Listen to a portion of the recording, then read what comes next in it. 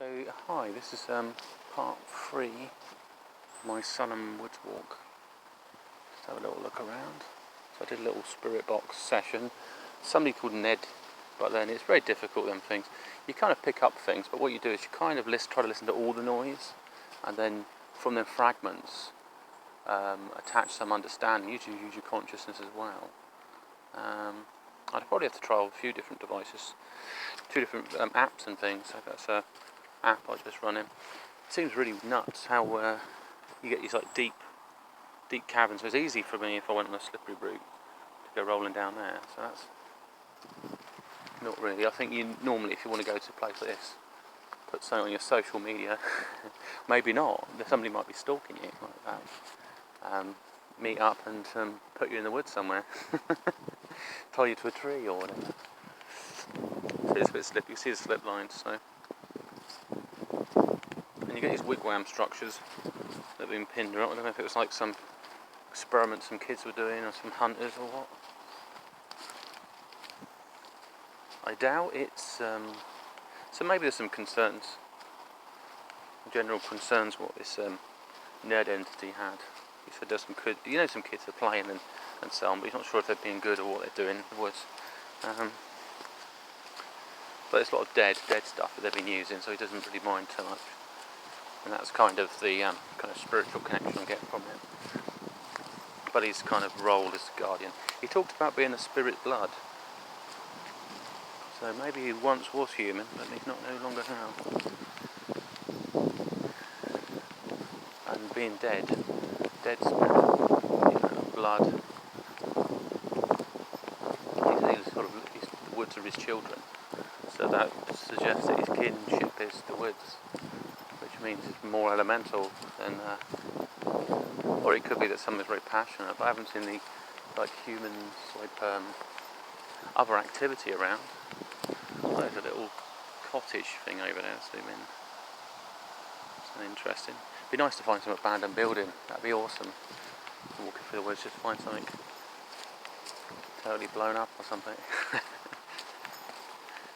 So yeah, got logs and stuff. Also mushrooms, looking for things like mushrooms, dead stuff in there. Because it's good if after the wood to rot, feeds beetles and other things. I'm always worried about them making environments too sterile, councils. I got a local lake I went to and they had trimmed the grass around it. I think, do you have to trim the grass there? Because normally you'd hear crickets. I'm not hearing any crickets at all. And so I think that's the impact of what they're doing. They keep cutting the grass. They don't need to. It's a waste of money. And let nature manage itself. There's areas where if it directly impacts a human being, I can understand that. But no. And also you kind of... Oh, look.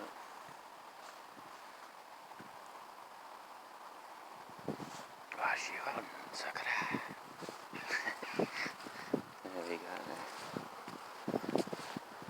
Very nice. Different language there. So I'm never fully alone anyway. I have to get into a chat about the jinn and stuff. And there's things that live in your body, things that live outside your body, spirit, consciousness. So you can get attachments to things and then they just become a part of you. And so it's very, very complicated. But it was nice actually, it must have been a mum. I hope the dad's not hanging around, I don't want to fight a bloody deer. You have to give it, it's like the old Wing Chun dummies, you have to slip to the side of it and then give it a quick jab.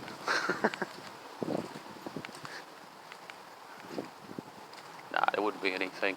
Most of them wouldn't seek conflict directly. And then if you're in a woods, you'd position yourself, use the tree. Maybe it's the same for other animals. Weaponise and then use the trees. The human strength is very good at throwing things. You're either going to aggravate the animal or make it think twice.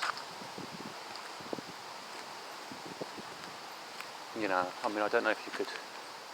If, say, a bear come out of the woods, say, could I use a tree to sort of protect myself They're very fast, very aggressive. He'd claw. You would have to grab something as a weapon and then use the tree as a barrier, because he can't run through a tree, and then just hit him. So if he comes in with a certain range, whack him. And use fear tactics, so you could step out beyond the tree and let out a shout, war shout, and then pull back between the tree if he charges. So I don't know.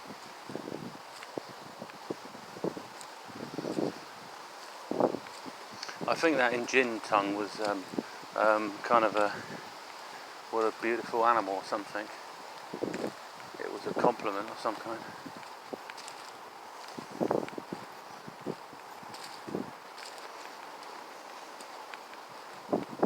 But I don't see some conscious areas I don't have full control over.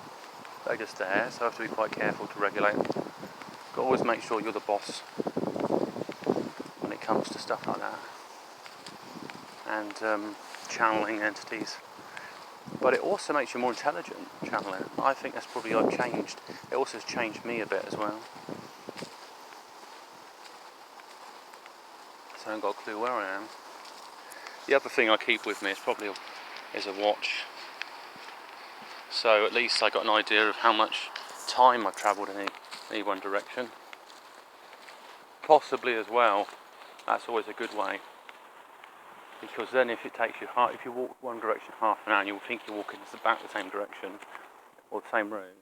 By the time you reach half an hour, you should be looking around for familiar sort of kind of landmarks and sites, types of trees. Everything is tree different birds. So yeah.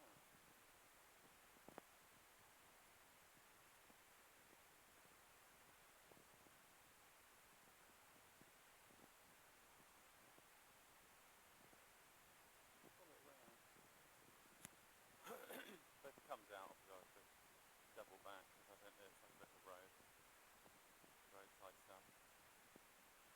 I might travel the opposite direction.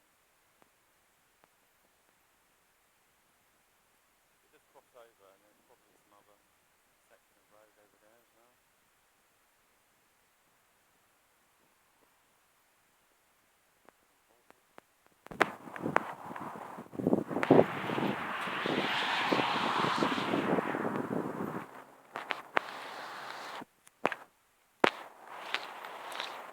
So just mainly the field, like the farmers patch over there.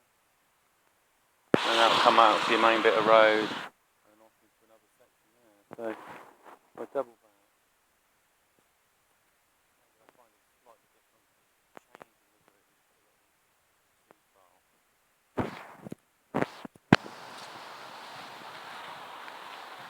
They're also quite fresh, these horses. I might find some more horses at some point.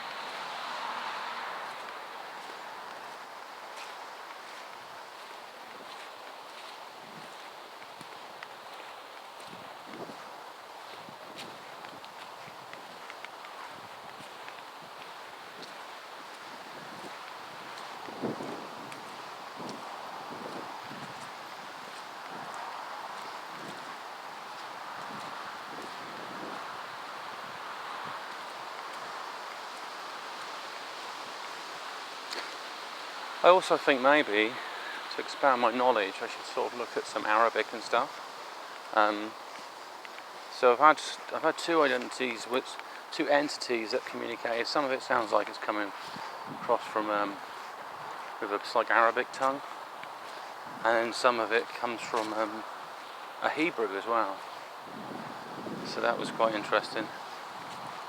I had something say to me something once. I can't fully remember what it was, but I looked it up on Google and it said worship. So this thing turned up and said, "Hey, you can worship me." It was standing in my bedroom, I think, and I thought, no, I don't know. It's just quite isolated. I think you identify something and assume you want to give up some of your energy as an energy exchange. You've got to make sure you get something in return.